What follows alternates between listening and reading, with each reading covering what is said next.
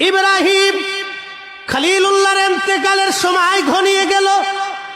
আজরাইল এসে বলল, ইব্রাহিম, প্রভু পাঠিয়েছে আপনাকে নিয়ে যাওয়ার জন্য, জান কবজ করব আমি এখন।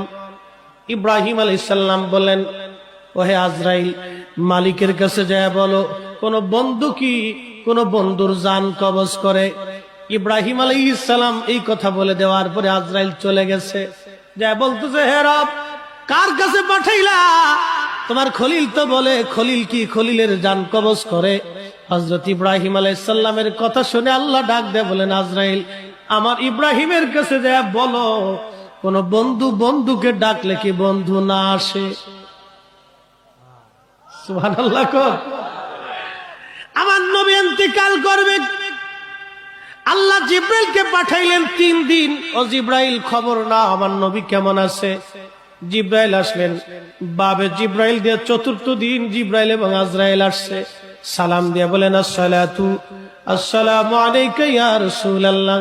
নবী গো, অনুমতি যদি দেন তাহলে হুজরা মুবারকে আসবো, অনুমতি না দিলে আমরা ফিরে চলে যাব। জিব্রাইলের মতো মুকাররাবিন ফেরেশতা অনুমতি চায় আমার নবীর বারগাহে ঢোকার জন্য। তিনি হাবিবুল্লাহ। নবী অনুমতি দেওয়ার পরে আজরাইল ঢুকলেন, সালাম দিয়ে বলেন, হুজুর, আল্লাহর ফরমান, আপনি যদি চান তাহলে আপনার জান কবজ করব, আর যদি না চান আমি ফিরে চলে যাব। যতদিন মন চায় ততদিন আপনি দুনিয়াতে থাকবেন। জিব্রাইল ডেকে বলে, হুজুর, হুকুম দিলে চলে যাব।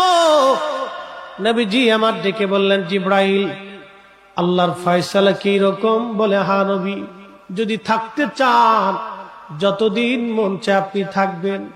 নবী গো, আল্লাহর হুকুম, যতদিন মন চায় আপনি ততদিন থাকবেন। তবে ইয়া নবী আল্লাহ, আপনার মাশুক, আপনার আল্লাহ আপনার দিদারে আগ্রহী হয়ে আছে। নবীজি চোখের পানি ছেড়ে দিয়ে বলেন, জিব্রাইল রে, দেরি কইরো না, তাড়াতাড়ি নিয়ে চলো, আর দুনিয়াতে থাকবো না, আমি আমার মাশুকের দিদারে রওনা হয়ে যাব। ঠিক এমন সময় আজরাইল বক্ষ মুবারকে হাত রাখছে। নবীজি কেঁদে ফেলে দিয়ে বলেন, আজরাইল, আস্তে ধরো, বড় মোর কষ্ট হচ্ছে। আজরাইল বলেন, হুজুর, সৃষ্টির মধ্যে এত বড় আসান আমি কারো জান কবজ করি নাই, কারো করব কি না নবী গো।